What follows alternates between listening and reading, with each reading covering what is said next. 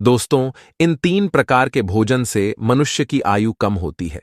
इस प्रसंग में एक प्राचीन कथा है।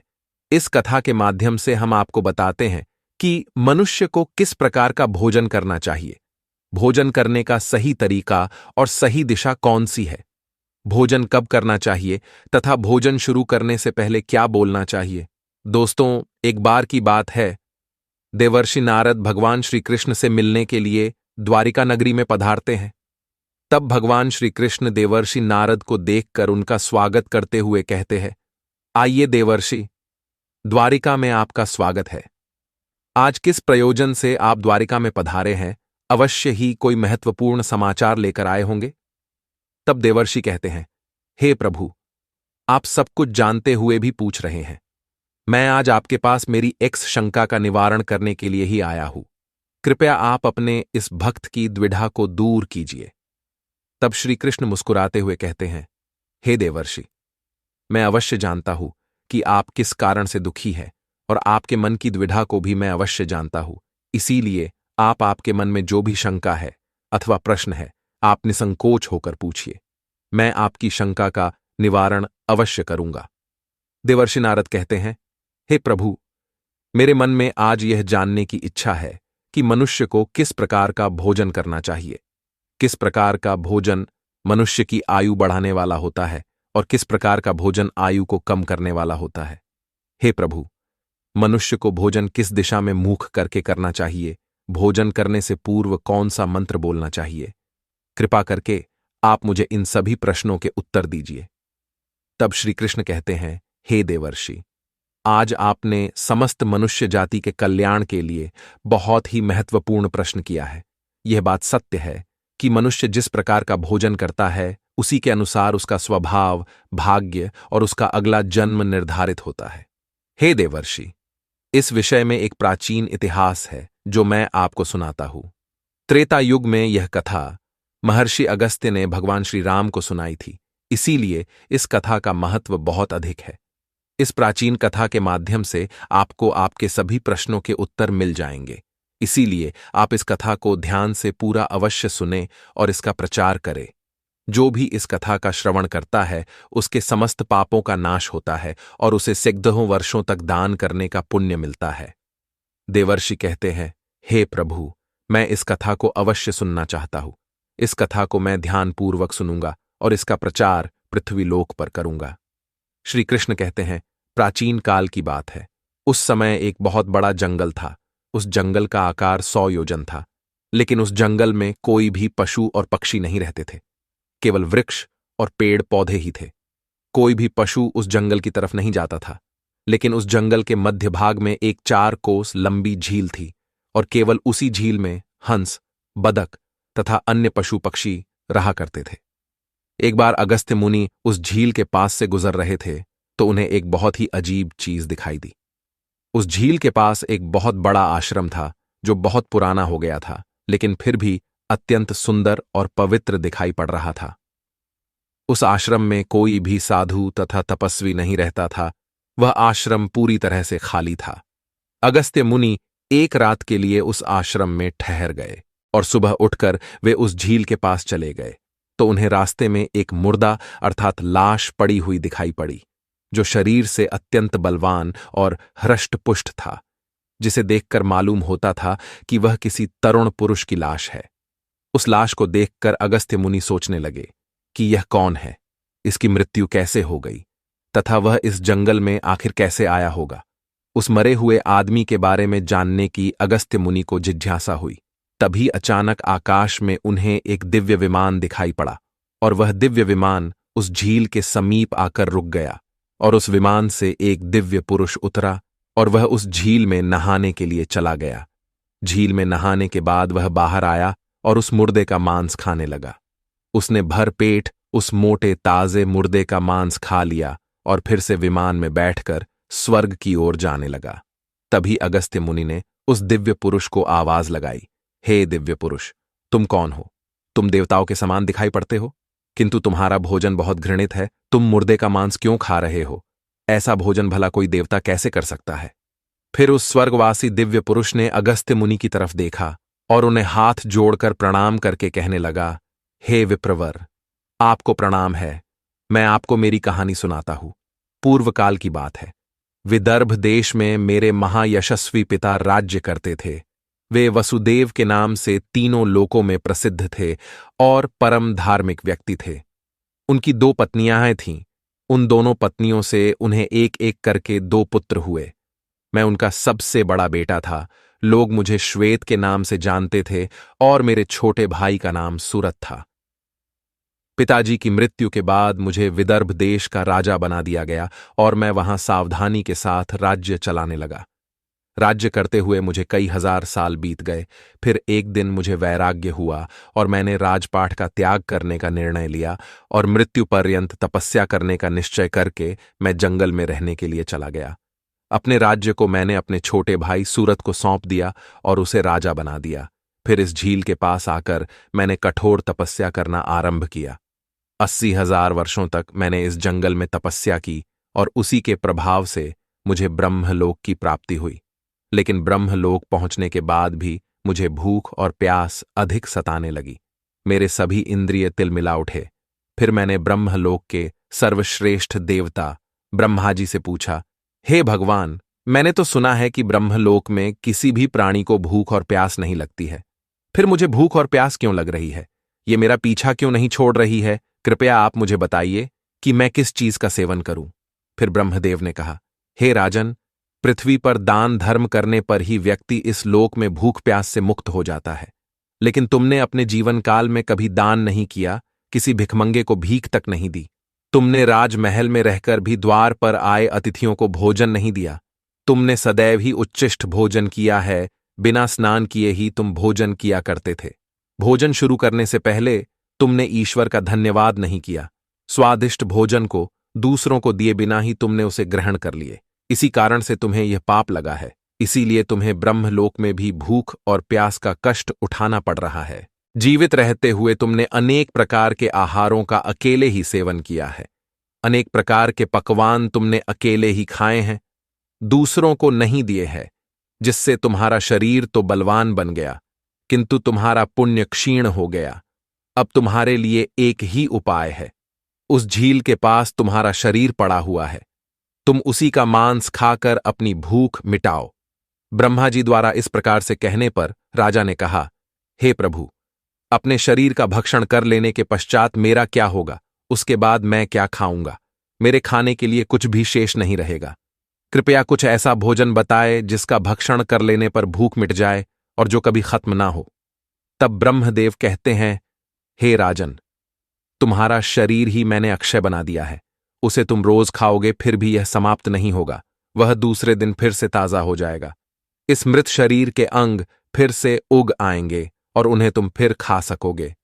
और जब तुम अपने शरीर का मांस खाते हुए 100 वर्ष बीत जाएंगे, उसके बाद तुम्हारे इसी जंगल में एक दिन महर्षि अगस्त्य पधारेंगे और उन्हीं के द्वारा तुम इस पाप से मुक्ति पा सकोगे।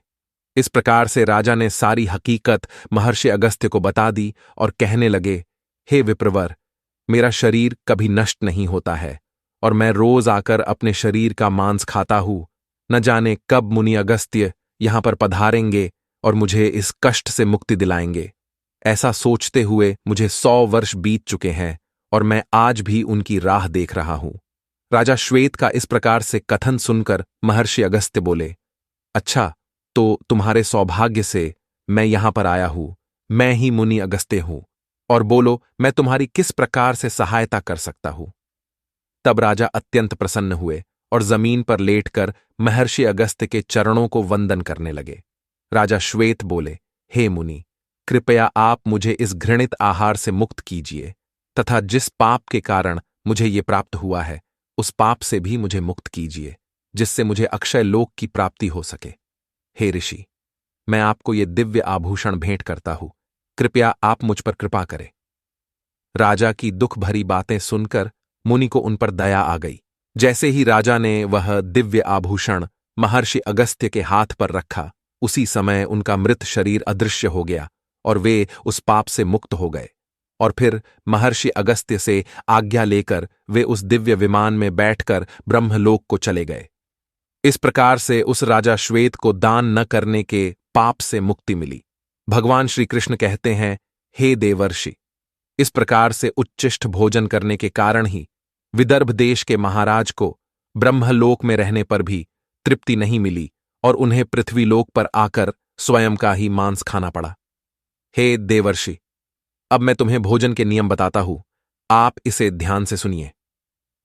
भोजन शुरू करने से पहले थोड़ा सा अन्न भूमि पर रखना चाहिए ताकि देवता, पशु पक्षी, सर्प, दैत्य तथा प्रेत पिशाच जो अपने कर्म बंधन से बंधे हुए हैं, उन सभी को अन्न की प्राप्ति हो। यदि भोजन करते समय कोई अतिथि आ जाए तो उसका स्वागत करे और उसे आसन देकर प्रणाम करके उसका सत्कार करे, फिर उसे श्रद्धापूर्वक भोजन कराकर विदा करे, क्योंकि जिसके घर से अतिथि निराश होकर लौट जाता है उसे वह अपने पाप देकर उसके शुभ कर्मों को ले जाता है। श्री कृष्ण कहते हैं, मनुष्य को पिता के घर में रहने वाली विवाहित कन्या, दुखिया और गर्भ धारण की हुई स्त्री तथा वृद्ध को भोजन कराने के बाद ही भोजन करना चाहिए। इन सभी को भोजन कराए बिना जो स्वयं भोजन ग्रहण करता है उसका भोजन पापमय बन जाता है। ऐसा व्यक्ति नरक में ही जाता है। जो स्नान किए बिना ही भोजन करता है उसका भोजन मलभक्षण के समान हो जाता है। जो बालक एवं वृद्ध आदि के हिस्से का भोजन करता है उसका भोजन विष्ठा के समान हो जाता है, और जो बिना दान किए ही भोजन ग्रहण करता है उसका भोजन विष के समान बन जाता है। मनुष्य को कभी भी दुराचारी व्यक्ति द्वारा दिया गया अथवा दूसरों द्वारा अपमानित करके दिया गया भोजन कभी भी ग्रहण नहीं करना चाहिए। मनुष्य को चाहिए कि परोसे हुए भोजन का अग्रभाग अग्नि को देकर ही भोजन करना चाहिए। भोजन को एकाग्र चित्त होकर करना चाहिए। प्रथम मीठा, फिर लवण और खट्टा और अंत में कटु एवं तीखे पदार्थों का सेवन करे। प्रथम 3 निवाले मौन होकर ग्रहण करने चाहिए। ऐसा करने से व्यक्ति के सभी पाप कर्म तुरंत नष्ट हो जाते हैं और भगवान की कृपा से उसे जीवन भर कभी अन्न की कमी महसूस नहीं होगी। श्री कृष्ण कहते हैं, पूर्व दिशा में बैठकर भोजन करने से व्यक्ति रोगों से और मानसिक तनाव से मुक्त हो जाता है। बीमार बुजुर्गों को पूर्व की ओर मुख करके भोजन अवश्य करना चाहिए। इससे उनके स्वास्थ्य में सुधार होता है, क्योंकि पूर्व दिशा उगते हुए सूर्य की दिशा है और सूर्य देव बल, आरोग्य तथा दीर्घायु प्रदान करते हैं। विद्या की अभिलाषा रखने वाले मनुष्य को उत्तर दिशा की ओर मुख करके भोजन करना चाहिए। यह दिशा देवी सरस्वती की दिशा है। ध्यान रहे, दक्षिण दिशा की ओर मुख करके भोजन न करे, यह मृत्यु की दिशा होती है। इस दिशा में मुख करके भोजन करने से आयु कम होती है। टूटे फूटे बर्तनों में भोजन नहीं करना चाहिए, यह दुर्भाग्य को निमंत्रण देता है। भोजन हमेशा स्वच्छ थाली में ही करना चाहिए। गंदी थाली में भोजन करने से जीवन में दुर्भाग्य आता है। एकादशी के दिन तामसिक अन्न का सेवन न करे। जो मनुष्य एकादशी के दिन तामसिक अन्न अर्थात मांस का सेवन करता है, लक्ष्मी उसे छोड़कर चली जाती है। भोजन का अपव्यय करना अनर्थ माना गया है, इसीलिए थाली में जितना आवश्यक हो उतना ही भोजन ले। अगर कोई व्यक्ति साथ में भोजन कर रहा हो तो उसका भोजन समाप्त होने तक उठकर नहीं जाना चाहिए। इससे पितृदेव नाराज हो जाते हैं। भोजन के बाद थाली में हाथ धोना अनुचित माना गया है। थाली में हाथ धोने से अन्न का अपमान होता है। भोजन के बाद थाली में हाथ धोने वाले लोग नीच योनि में जन्म लेते हैं। सबसे महत्वपूर्ण बात ध्यान रहे कि व्यक्ति को बिस्तर पर बैठकर कतई भोजन नहीं करना चाहिए। ऐसा करने से व्यक्ति कई प्रकार के रोगों से ग्रसित हो सकता है। भोजन केवल जमीन पर आसन बिछाकर उस पर बैठकर ही करना चाहिए। भोजन करते समय दिशाओं का ध्यान रखना बहुत ही आवश्यक होता है। यदि गलत दिशा में बैठकर अथवा गलत दिशा में मुख करके भोजन करने से व्यक्ति को उसके अनिष्टकारक परिणाम प्राप्त होते हैं। भगवान श्री कृष्ण कहते हैं, जिस भोजन के ऊपर से कोई पैर रखकर चला गया हो अथवा कोई व्यक्ति भोजन को लांघ कर गया हो तो ऐसे भोजन को कभी खाना नहीं चाहिए। ऐसा भोजन अशुद्ध हो जाता है। ऐसे भोजन को पशुओं को खिला देना चाहिए। दूसरों के द्वारा लांघा गया भोजन खाने से मनुष्य की आयु कम हो जाती है और उसके शरीर में भिन्न भिन्न प्रकार के रोग उत्पन्न होते हैं। यदि भोजन में बाल निकल आता है तो ऐसा भोजन त्याज्य हो जाता है। यदि अन्न में बाल निकलता है तो उसे ईश्वर को कभी प्रसाद के रूप में नहीं चढ़ाना चाहिए और ना ही स्वयं खाना चाहिए। ऐसा भोजन प्रेतों को प्राप्त हो जाता है। श्री कृष्ण कहते हैं, मनुष्य को दूसरों के लिए परोसा हुआ भोजन भी नहीं खाना चाहिए। जो मनुष्य दूसरों का भोजन छीन के खाता है अथवा किसी को बिना दिए ही स्वयं उस अन्न का उपभोग करता है, उससे देवी अन्नपूर्णा रुष्ट हो जाती है। भोजन सभी में बांटकर खाना चाहिए। दूसरों के हिस्से का भोजन करने से मनुष्य के पुण्य कर्म नष्ट हो जाते हैं। पवित्र आसन पर बैठकर अपने पैरों को भूमि पर रखकर पूर्व की ओर सूर्याभिमुख होकर अन्न ग्रहण करना ही सर्वोत्तम माना गया है। पूर्वाभिमुख होकर भोजन करने से यश की प्राप्ति होती है और उत्तर की ओर मुख करके भोजन करने से सत्य की प्राप्ति होती है। दोनों हाथ, दोनों पैर तथा मुख को पानी से धोकर ही भोजन करना चाहिए। भोजन के पात्र को भूमि पर रखकर अन्न ग्रहण करना ही सर्वश्रेष्ठ माना गया है। शास्त्रों में इस प्रकार के भोजन को उपवास के समान बताया गया है। मनुष्य को क्रोध रहित होकर भोजन करना चाहिए। क्रोध की अवस्था में भोजन करने से भोजन का अपमान होता है और कई व्याधियां उत्पन्न होती है। यदि चित्त कहीं और हो तब भी भोजन नहीं करना चाहिए और गुस्से से भरे मन से भी भोजन करना अशुभ होता है। जो जूते पहनकर भोजन करता है, इस प्रकार के भोजन को आसुरी भोजन कहा गया है। ठीक मध्यरात्रि में, ठीक मध्याह्न होने पर भी भोजन करना अशुभ माना गया है। यदि पेट खराब हो तब भी भोजन नहीं करना चाहिए। गीले वस्त्र पहन करके भी भोजन करना अशुभ होता है। दूसरों के लिए परोसा गया भोजन भी कभी नहीं करना चाहिए। सोते हुए, खड़े होकर, टूटे फूटे पात्र में भूमि पर रखकर अथवा हाथ पर रखकर भोजन ग्रहण करने से दरिद्रता आती है। भोजन करते समय वेदों का उच्चारण नहीं करना चाहिए। शास्त्रों के अनुसार स्त्री को पति के भोजन के बाद ही भोजन कर लेना चाहिए। यदि पति घर से दूर हो तो पति को ध्यान करके भोजन ग्रहण करना चाहिए। इससे पति की आयु लंबी होती है और स्त्री सदा सुहागिन रहती है। पति से पहले भोजन करना शास्त्रों में शुभ माना नहीं गया है। इससे पति की आयु कम हो जाती है। इसके साथ ही विष्णु पुराण के अनुसार पति और पत्नी को एक साथ बैठकर भोजन नहीं करना चाहिए। ऐसा करने से दोनों में क्लेश और विवाद होता है। अंधकार में अथवा आकाश के नीचे बैठकर भोजन नहीं करना चाहिए। भोजन करते समय सिर पर छत अथवा वृक्ष की छाया अवश्य होनी चाहिए। केवल एक वस्त्र पहनकर भी भोजन करना अनुचित होता है अथवा नग्न अवस्था में भोजन ग्रहण करना अशुभ होता है। इससे जीवन में दुर्भाग्य आता है। सवारी पर बैठकर अर्थात किसी वाहन में बैठकर भी भोजन ग्रहण करना अनुचित होता है। साथ ही शैया पर बैठकर भोजन करने से व्यक्ति की आयु कम हो जाती है। हंसते हुए अथवा रोते हुए भोजन करना अनिष्टकारक होता है। इससे गले में अन्न फंसकर प्राण जाने का भी खतरा बना रहता है। तो दोस्तों, इस प्रकार से भगवान श्री कृष्ण ने देवर्षि नारद को भोजन करने का महत्व बताया है। आपको यह कथा कैसी लगी कमेंट करके अवश्य बताएं।